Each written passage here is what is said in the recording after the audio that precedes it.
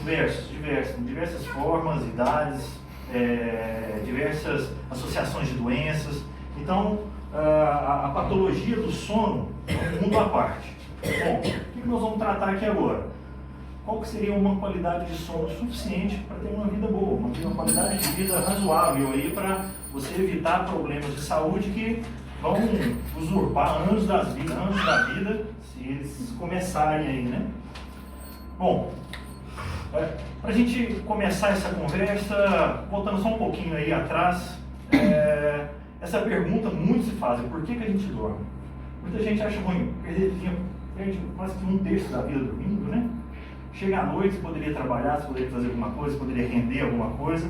Não dá, não conseguimos, porque o corpo exige que a gente precisa dormir. Escuro, né? Mas nossos ancestrais, dizendo então, milhões de anos atrás, durante o sono, ficávamos vulneráveis a predadores, não podíamos estabelecer uma relação de família, reprodução. Então, o sono em si, se formos pegar ele de forma crua, não é algo viável na evolução. Mas o sono se manteve. O sono se manteve e durante toda a evolução do ser humano, há milhões de anos, esse sono se manteve. Ou seja, é algo que, para a espécie humana, hoje, a espécie dominante do planeta, foi algo extremamente importante. Então, a evolução por lei de Darwin, por seleção natural, manteve os indivíduos que conseguiam ter essa qualidade de sono. Bom, como é que nós vivemos hoje?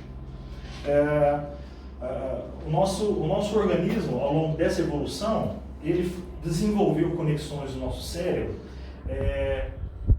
que se organizaram para a gente necessitar desse sono. Então, nós temos um sistema de conexões cerebrais, que é o sistema límbico.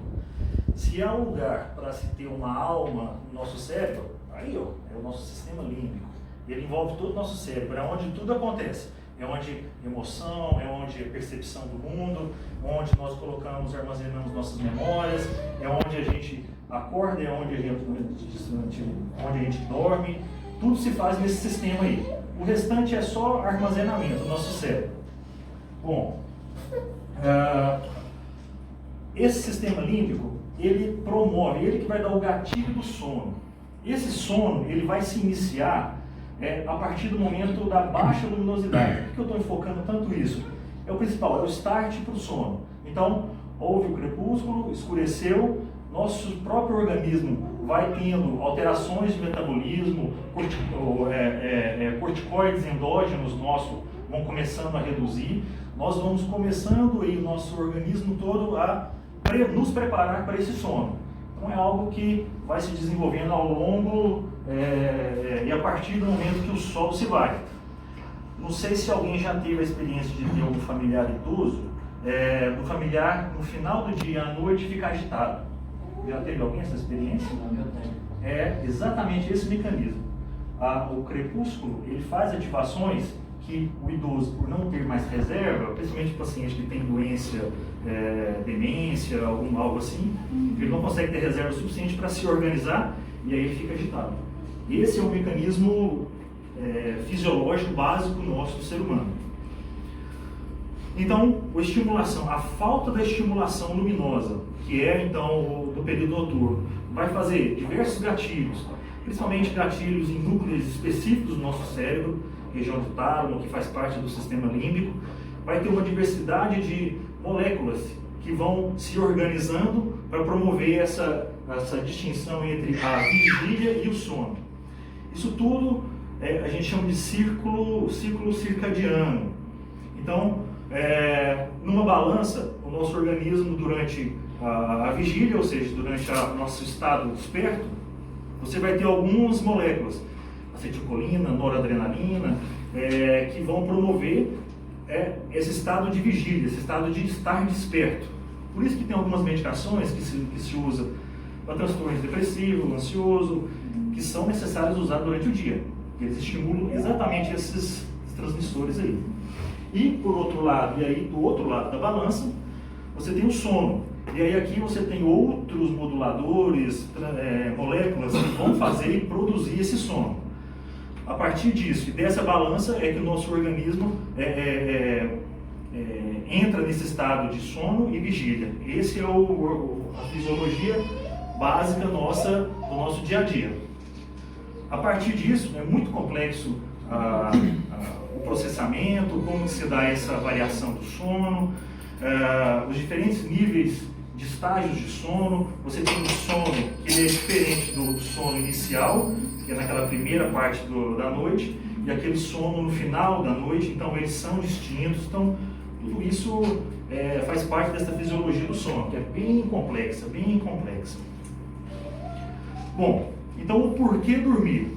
O porquê dormir não tem uma explicação tão exata, mas há essa sugestão aí dessa questão evolutiva, né? Agora, do para que dormimos? Agora a gente tem muita coisa. Hoje, o sono, ou a necessidade do sono, é um dos itens mais estudados na neurologia. Muita coisa é relacionada ao sono, muita coisa. Então, o estado de estar dormindo, o sono, o nosso cérebro, ele está em pleno funcionamento, tanto quanto se estivesse acordado. Mas aí agora com o corpo dedicado exclusivamente a conexões cerebrais. Então não está mais preocupado com precisar se mover, precisar ter fome, precisar ter frio, não precisa se preocupar mais com isso. É só com conexões cerebrais. Então, para que a gente dorme? Bom, durante o dia, durante as nossas relações interpessoais, durante a nossa percepção de mundo, diversos estímulos chegam até nós. Estímulo visual, estímulo auditivo, tátil, olfatório, gustativo. Essa diversidade de estímulos chega a nós, é feita essas conexões no cérebro, e o cérebro vai reorganizando isso. Mas a cada conexão dessa, os neurônios eles vão se desgastando. É como se fosse um processo de produção. Há resíduo. Então vai surgindo resíduos dessas conexões. Então tudo que a gente ouve, que a gente vê, que a gente fala, de alguma forma entra no cérebro por essas conexões. Isso gera resíduo. O que é o problema desses resíduos? Esses resíduos que são os causadores do que a gente chama de fadiga mental. Estou cansado demais, minha cabeça não dá conta não cabe mais nada na minha cabeça, não consigo fazer mais nada. As conexões estão no seu limite, estão na sua maior saturação possível. Bom, é aí que vem a questão de não conseguir produzir mais, a cabeça não conseguir se desenvolver mais, é nesse estágio. E o que acontece? Embaixo, você tem aqui os neurônios, que são as células que formam o nosso cérebro. Entre eles, um espaço que faz esse amparo a essas células, né? De um lado normal, estando acordando dessa forma, e ali você tem então nós aqui, todos nós aqui, no final do dia, está tudo desse jeito. Um monte de resíduo, um monte de lixo dentro dos neurônios e ao redor dele. Agora, o que são isso daqui? Isso daqui é a fisiopatologia, é a base da doença de Alzheimer. Então, ou seja, todos nós produzimos as proteínas que se acumulam no cérebro do paciente com Alzheimer. Essa é a grande questão. Então, você imagina como isso é importante hoje, né? Como você está se estudando isso. Então, e como é que faz? Como é que o organismo agora lida com esse tipo de coisa? O organismo lida com isso tentando tenta eliminar esses resíduos. De alguma forma, esses resíduos eles têm que ser jogados fora. E como que ele faz isso? Aí é que está. Em 2015, bom, como é que ele joga fora esses resíduos? Então, dormindo, né? O sono é a principal forma de conseguir eliminar esses resíduos. De que forma que o cérebro faz isso? O cérebro faz isso com um sistema que foi descoberto agora em 2015, muito recente, 4 anos, que é um sistema que ele é semelhante ao... Já ouviu falar de sistema linfático? Massagem linfática, né, e tal. O cérebro tem um sistema linfático. Só que ele não podia ser linfático, não deram um outro nome. Chama linfático. Né? Então, é o sistema linfático. Isso é muito novo, isso é muito recente. Esse sistema, que ele é durante o sono, e essencialmente durante o sono, capaz de ir lá e tirar aquelas proteínas que estão acumulando dentro dos neurônios e por fora deles ali. Eles é que fazem essa retirada desse material todo, que é o que gera degeneração dos neurônios, degeneração cerebral e demência. Então, isso daqui é o que há de mais novo e interessante sendo estudado. Tanto que hoje já existem testes de punção de líquido, daquele líquido da coluna, para avaliar a quantidade dessa proteína que cada pessoa produz. Ou seja, consegue-se prever talvez aí um Alzheimer mais precoce. Bom, e o que é interessante desse teste? Se a pessoa, para fazer esse teste, ela dormiu mal alguns dias, ou especialmente no dia anterior, o líquido da coluna dela, praticamente inexiste essa proteína. Então, aonde que ficou essa proteína? Dentro do cérebro. Então, dormir mal, não dormir, má qualidade do sono, essas proteínas todas ficam dentro do cérebro, dentro das células dos neurônios, que vão morrer, que vão entrar em colapso, e aí vai se iniciar essa neurodegeneração. Demência.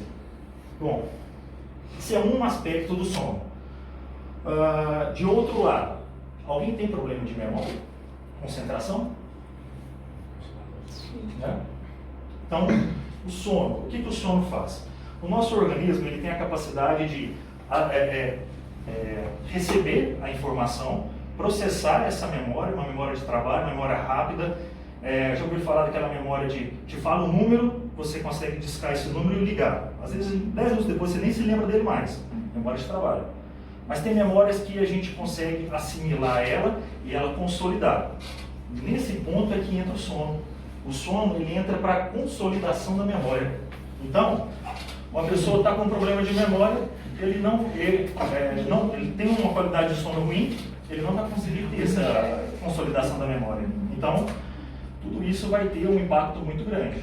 Então, nós temos aqui duas características que o sono envolve de forma bem premente nesses sistemas e que são, para nós, uma qualidade de vida evitando o quadro demencial, demência, Alzheimer, e facilitando memória, concentração. Então, beleza então. Ficou fácil. Vamos dormir 5 dias direto. Aí a gente não vai ter nada disso mais, vamos conseguir memorizar tudo, bem facinho, né?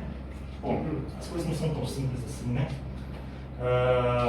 Então, como que a gente consegue então determinar essa qualidade do sono?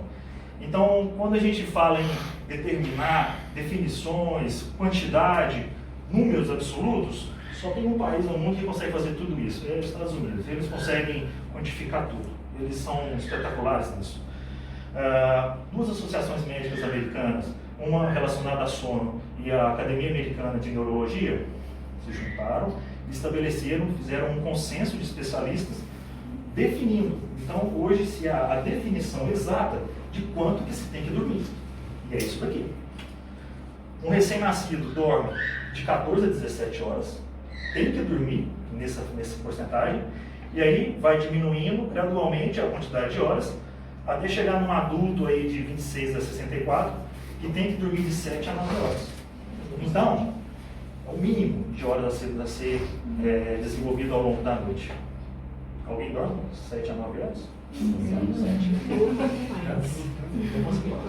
Bom, até mais. Então, chegamos estabelecemos o mínimo. Então, pelo menos 7 horas todos temos que dormir. Mas e aí veio a pergunta, e o máximo? Alguém já dormiu um sábado todo aí? Meu pai. Já conseguiu? Meu pai. Sexta até no outro dia? Pois é. Aí, há 2 anos atrás, a Academia Americana de Neurologia fez um estudo, concluiu um estudo de 13 anos de evolução esse estudo, uma pequena cidade lá dos Estados Unidos. Dividiram 3 grupos. Grupos de pessoas que dormiam menos de 6 horas, que dormiam de 6 a 9 horas, que dormiam mais de 9 horas. Concluíram que quem dormia mais de 9 horas, alto risco de demência. Vamos acordar e trabalhar, né, gente? Estudar e Alto risco de demência. Então, o que isso nos diz? Nós temos que ter rotina no nosso sono. A gente tem que criar passos específicos na hora de dormir para ter uma boa qualidade de sono. Isso tudo é prevenção para uma doença que não tem cura, que mata muito mais do que qualquer outra coisa aí, que é esse quadro demencial, que não só mata, como gera uma comorbidade, um sofrimento muito grande. Bom, Quem dorme menos de 6 horas? como é? Quem dorme menos de 6 horas? Não. Eu dormo pouco, eu dormo 5 Isso horas. daqui são geralmente números dessa forma, isso são estatísticas de média, né? Pessoas oscilam entre essas médias. Mas assim, dormiu menos de 6 horas. Vou até falar isso um pouquinho para frente, mas o que vai variar é a característica como esse paciente se apresenta. Aí, essa apresentação, se ele apresenta uma sonolência diurna, então qualquer coisa ele está dormindo durante o dia. Se memória está ruim, concentração está ruim, esse sono está pouco. Entendeu? O que isso aqui determinou é, menos de 7 horas, provavelmente está pouco esse sono. Mais de 9 horas, está muito. Não tem que ser 8. Bom, então, isso aqui mostra que, de fato, o sono é algo muito importante, né? Muito importante. Sabíamos disso, mas isso aqui é o que acontece realmente. Então, a gente sabe que o sono é algo imprescindível. Até então, dávamos pouca atenção a sono, né? De uma forma em geral. Então, como que a gente qualifica o nosso sono? Como que a gente pode trazê-lo aí para o nosso lado, né? Vamos dizer dessa forma.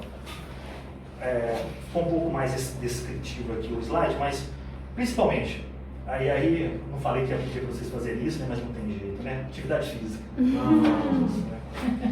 Então, assim, evitar atividade física até 2 horas antes de dormir. Evitar atividade física. Exato. Ouvir isso. Isso é audição seletiva. 2 horas. Então, atividade física, ele promove uma descarga de neurotransmissores que despertam. Então, evitar isso 2 horas pelo menos antes daquela rotina de sono. Alimentos menos utilizados, botou tudo aí atrás, né? Botou tudo que já foi dito. Alimentos de fácil digestão à noite, uma feijoada à noite não combina, uma leitoa à noite não dá para comer, né? Uma churrascaria à noite. Não. Gente, não podemos. A questão do quarto, de forma alguma televisão, é um absurdo hoje no quarto com televisão. Não pode. Computador, tablet, celular fica na mesinha longe ou dentro do banheiro do quarto. Não é. Luz, lembra lá atrás, no comecinho lá? O disparo, tudo começa com o escurecimento, ou a diminuição da claridade.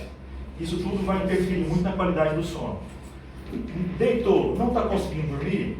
Levanta da cama, vai para algum lugar tranquilo. A cama é para ir quando você está com sono. Então, nada de ficar rolando na cama, 1, 2 horas, isso só vai piorar a possibilidade de você iniciar o sono.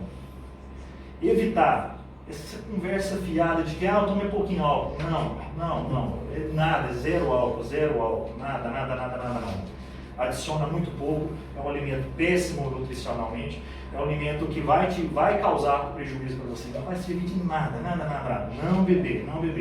Se Deus quiser um dia ainda isso vai ser ainda colocado ainda como algo extremamente perigoso, como ele é. Bebidas cafeinadas, eu vi alguém tomando café agora há pouco aqui. Café só de manhã. E é no máximo 2 xícaras, daquela xícara pequena, de café coado por dia. No máximo. Alimentos ricos em triptofano. Então, assim, triptofano é um precursor da serotonina. Essas medicações todas aí, antidepressivos, todas trabalham com serotonina. Então, triptofano, não me deixa mentir. Alface, banana, nozes, uma saladinha de banana, nozes e alface à noite, tá ótimo. E o sono, 7 a 8 horas diárias. Esse não pode ser diferente disso. Bom, está fazendo tudo isso, começou a ter problema, e aí isso daqui, cada um tem que ter a noção disso. Está com dificuldade para começar o sono inicial? Está com dificuldade de manutenção de sono? Tudo isso são patologias distintas, tem remédios específicos para cada caso. Oi? Insônia extra. E aí, realmente, Boa parte também dos pacientes apresenta de forma mista, mas a maioria é por alteração de insônia inicial. Então, geralmente, uma insônia mista trata-se de insônia inicial. Se ainda restar insônia de manutenção, trata de insônia de manutenção. Isso aqui é importante. Sonolência diurna excessiva. Alguém tem isso? Está vendo televisão, dorme? Está lendo um livro, dorme em cima do livro? Mais ou menos. Só lendo. Está aguardando por uma consulta, sentado em algum lugar, dorme?